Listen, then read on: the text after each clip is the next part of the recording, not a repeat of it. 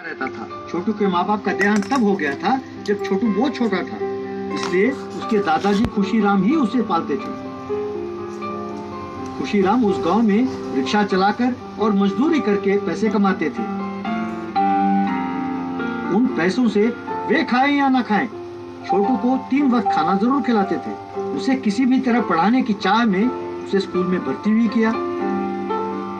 छोटू school में जाता था तो उसके सहपाठी, अरे कल टीवी पर रामायण बहुत बढ़िया था ना।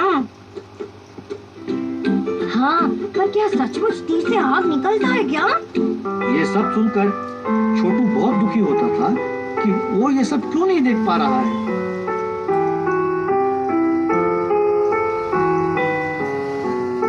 शाम को घर आकर वो उदास होकर बैठा था। क्या हुआ बेटा, इतना उदास क्यों हो? दादाजी, सभी बच्चे फिल्म और सर्कस देखने जाते हैं। अपने घर पे तो टीवी भी नहीं है। मुझे अकेलापन खा जा रहा है। यदि मेरे माँ बाप होते तो मैं भी सब बच्चों की तरह सब देख पाता। कहकर दुखी होता। ये बात सुनकर खुशीराम को बहुत दुख हुआ।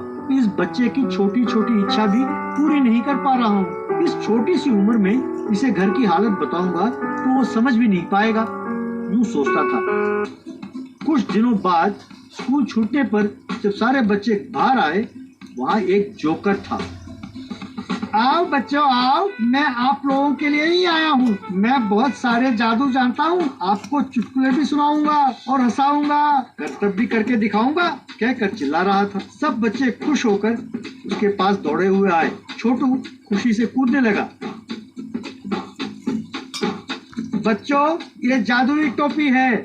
आप जो कुछ मांगोगे वो इस टोपी से निकलेगा। चलो मांगो मांगो। जो मांगोगे टोपी से निकलेगा। चलो हाथी का निकालो। आब्राकडाब्रा आब्राकडाब्रा कहकर टोपी से एक चूहे को बाहर निकाला। कहकर हंसने लगे। हाथी मांगा तो चूहे निकला। कहकर जोर से हंसने लगा। चलो मुझे आइसक्रीम दिलाओ। जोकर, देखते जाओ बच्चों, आब्राकडाब्रा आब्राकडाब्रा, आइसक्रीम बाहर निकलो, कहकर बोला। टोपी से आइसक्रीम स्टिक बाहर आया। बस बच्चे ये देखकर करके लोटपोट होने लगे।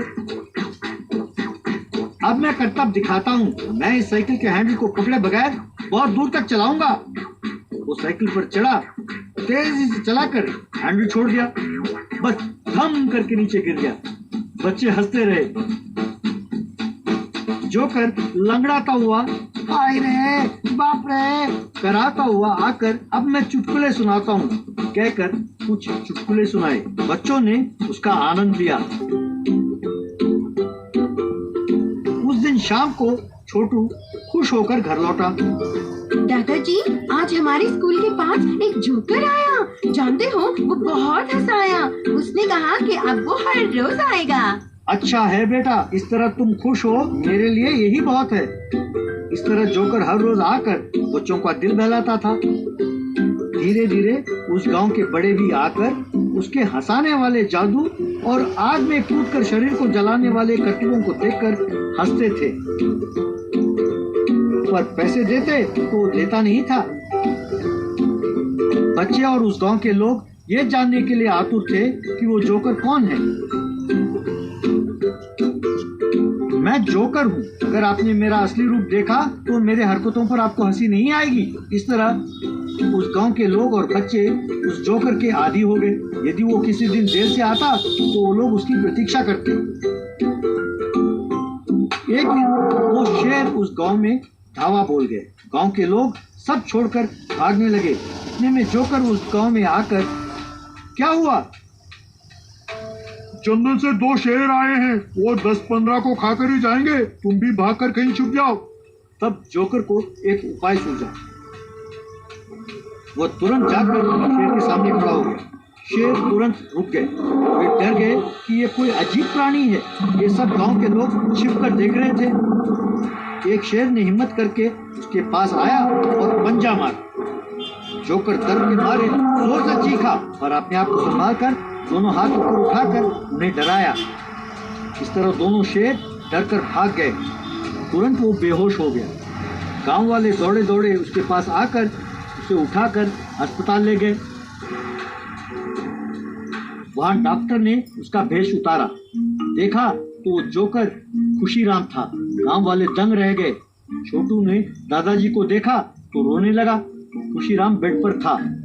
शेर के पंजे लगने के कारण गहरी चोट लगी है। यही नहीं, इसके शरीर पर जलने के घाव और नीचे गिरने से लगी चोट भी बहुत है। इसका बचना मुश्किल है। छोटू को सारी बात समझ में आ गई और वो रोने लगा। इसे कुछ नहीं होना चाहिए। इसने हमारी जान बचाई है, चाहे कितना भी पैसा खर्च हो। बिस्तर पर लेटा खुशीराम गांव वालों से, भाइयों अब मैं नहीं बचूंगा। मैंने ये सब मेरे पोते के लिए किया है। मेरे मरने के बाद वो बिल्कुल अनाथ हो जाएगा। आप लोग ही उसे 4 दाने खिलाया करें बस। चाचा आप अपने पोते की चिंता ना करें, हम सब मिलकर उसे अच्छी तरह पढ़ाएंगे।